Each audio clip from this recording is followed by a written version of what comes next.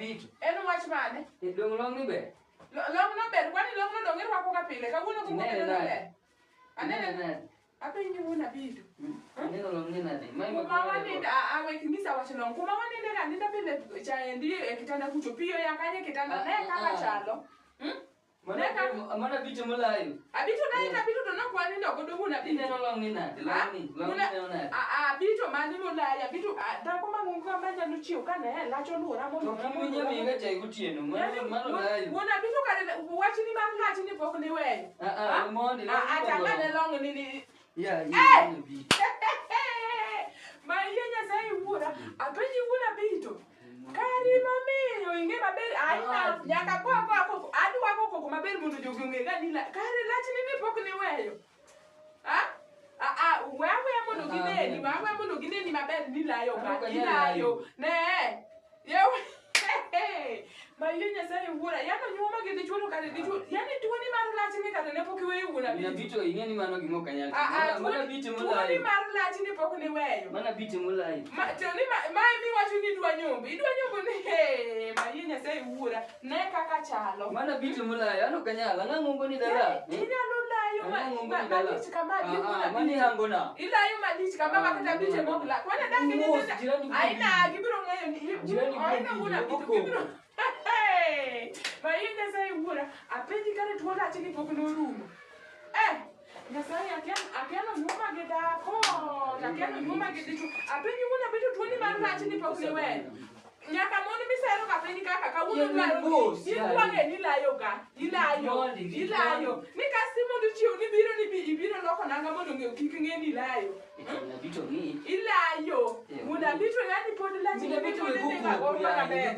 Yani Mayenya sai ani apenji Wuon Abito yani wach lach ni kasti imondo chio gokinyi paro ni amijinga ibiro monde lok nanga kada chuo wete ni gonge ga ni layo chuo wete ni gonge ga ni layo inkataka gimoro timno kikue mos okabikwe inende go biro madame ni ne kaka cha ano ka ne kwani latina ng'eny ma unade madbeni nyaka koni machok kiri wakata ineno mondo midwa nyuomo go bende biom gi bigi ng'ia gi lachni no lachni dum lachni ng'eny to kada kan malawi kwana lach mang'eny manade mapong' na long machak pong' nyaka lawi kosi puko pie kitanda adak gi nyithindo ariyo yot mano nani puko pie adak gi nyithindo ariyo ilayo ing'ama duong' gibiro ng'eyo nyaka ging'e ka wuono ni layo kare ni miketa ka ging'e abe abufuli ifula nang'o ma iye nang'o sabun mwenye tikao kama nje chuluko kwa jelo nje kwa awati iwacha no ya awati kwani iwacho to be bana ni yake idwa wacho wachi nikech kan sabun mineno no endo na luoko godo lewni makori ni la dong le piane gi luoko kara sabun mwenye kao na mumia lai kile mimi kwa kisabun mwenye udakalaiga jalachi ni kusuza ni che dichuo makoje cha mito na kokolo sabuni dichuo mangu ne okabito kwa ngibiro ngeni layo kani jo kokolo sabuni ka adak nyo cha layo teni sabuni cha ni ntinga mala yote kani jo kokolo sabuni no koro lokna gono la anu kalaga no lokna gono la ilayo kani jo kokolo sabuni da kalaiga sabuni manani mana kwa kama to angomi lo manya chilo ko kisabuni kwa na ngomi layo kana bi wacho ne jogo aparo ni magi gik moko ni mano miyo bojogo kata ne jogo ni dala ingeni chicha ere kaka chieng' mar loko long ni wani loko kisabun mikwalo ni kalayo kana nito loko kodo wach lach kuma kai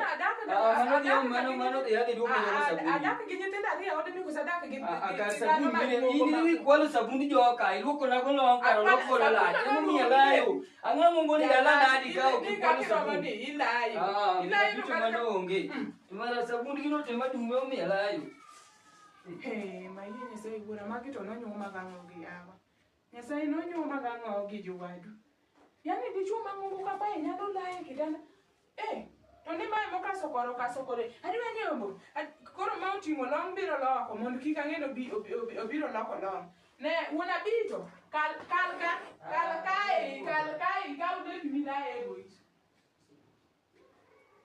Bundi no, sabuni kwa na gidi chuma lai ni gura kana bicho ni kau sabuni kia kumwai na Abito Ikulo ne kaki yolo tuko wakaka takumba. Ya mina bitu. No, Jimmy, ya. Uriyo namo. Wan ma wachi. Yo muna wati muka makabiri wakati wenda mana koko Ah, makina. on da ko bad bai ada donga biera na da ginyi tenda rie yo. Tuna makira ni vinyo upe. Roma gilash da ko bad ba. Aki ko mana vinyo. Layo ma akia kaka tembra.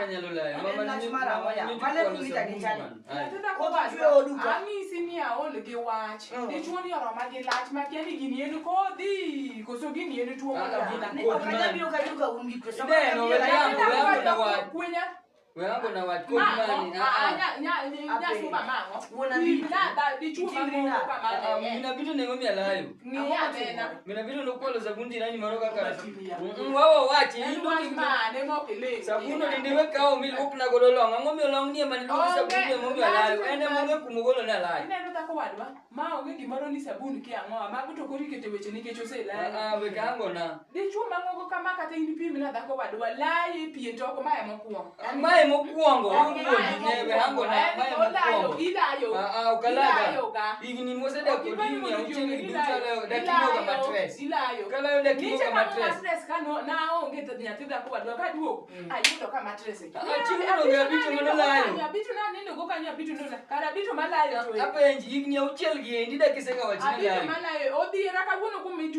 Nikech sabun maniti kaucha to mana longni. Amono longni makana rwako talayo. Dange nade kata Mae long maniti luko kisa bundu no. Mane manu emo miyo kata jo dala buno. Pile nyi onga sabun da kalaiga. Layo. Mina bitu. Mina bitu dio sabun mo yunde la.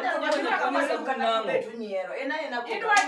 Kwanyanga nyerto sewa mutula kujo cholo kuoma. Kama mungu kamani yini kora layo. Alayo ni kuna bitu. Ane malayo ni. Ngama rom kamani ko Bewi kalayo. yo kukuode yo Yada kukudi nikejini dio sabun kuchenango. Sabuna ngoma miyo ga. Sabun umera sabun nega kora chal. Bewi yo kata mana. Konya bichi ugo kinyo yo doke ngich kake. Dong sabun. Natenda ko wadwa chiwi pienda do apenyo ran chuka wulo. Kaya na nalo kaibe ngich. Natenda ko wadwa ngiche. Ana ko wapenji kana kaini layo. Apenji mina bitu kana kaini layo. Ke kala kinyo kan lat mon. Kwani lat no ngeny manadi nyaka neka kichal. Abene kwani ni ko bese. Ndi go tuno kumani yae go duoka. Weleo chunya. Ne jogo sabuni mondo gihosa. Ne nyaka jogi hosa. Jogi nyaka hosa. La kuma la tumana di madang apenji kaka mauni. Loklepigo wadi. Bitmoni ulo kunango nyaka non kaka watuoni rumo duok tuoni kumani gol. Ane matimu tuoka. Imani homo sabun. Dio sabun manyoga. Ko tuoka kamalayo. Ikuni ucheli na kalaiga. Nyaka dumadu ke chokolo tula kumogol. Kwanza into modi elavi no dum sa hivi. Modi elavi no dum nega nyaka vya kisho. Po. Irene do kikie yawa. Lokuru lebu mara. Ni onge samanya biro kama yuduka ungi kue. Unu beri gikue karanga mama yana yana bodro ma pele. Uromoji. Aya loklepigo wada da ko wada. Mari ni tek do alam. Mako ka tek tilam ya alama wada.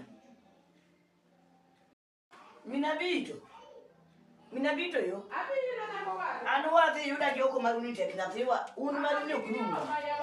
Yuda gia dot kan weche gite kota mabuyo wan. An mana gia dot ko ariti gioko kai bia.